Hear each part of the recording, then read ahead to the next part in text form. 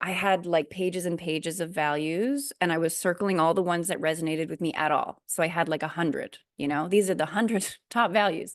And then, okay, if I had to force myself, could I reduce it and reduce it and reduce it down to 5?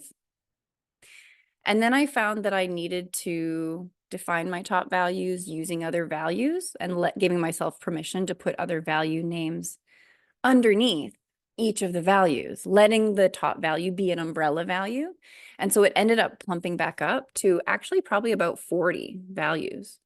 So I keep them as maintenance. I keep my values front and center in my house and on my phone. And I'll have my core, but then I'll have this spider web of other sub values underneath the values to help me track the little micro instances in life that might not as obviously connect to a top value, but it connects to a sub value within a top value. And for me, that like meticulous way of really wanting to track internal trajectories, that's really helped me.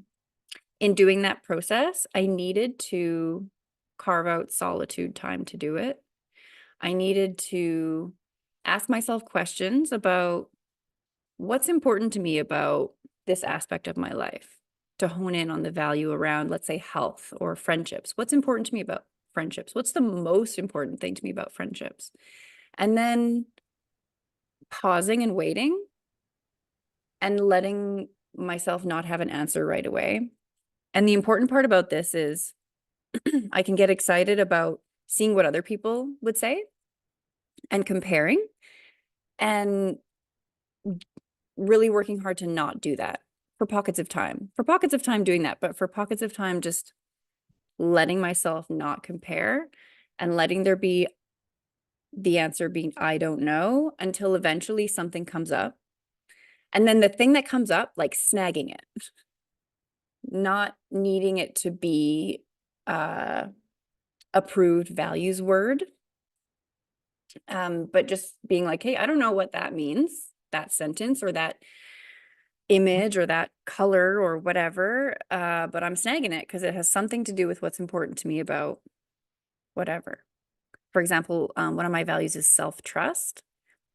And whenever I say that, I always think, is self-trust even a value? I don't even know if that's really what, but I've tried other sub values. There's like sub values within self-trust, like safety and honesty and courage.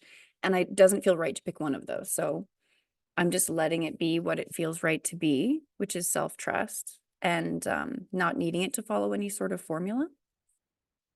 And then the last thing I'll say is when I'm carving out this solitude time to reflect on my values, whether it's for the first time or for the gajillionth time to check in on them, remembering that the point of this is about learning more about myself and increasing the self-knowledge, not about manipulating my values so that I can be as productive as possible or manipulating them so I can feel like I'm as good a person as possible. And so they end up turning into more like goals than what's actually important to me.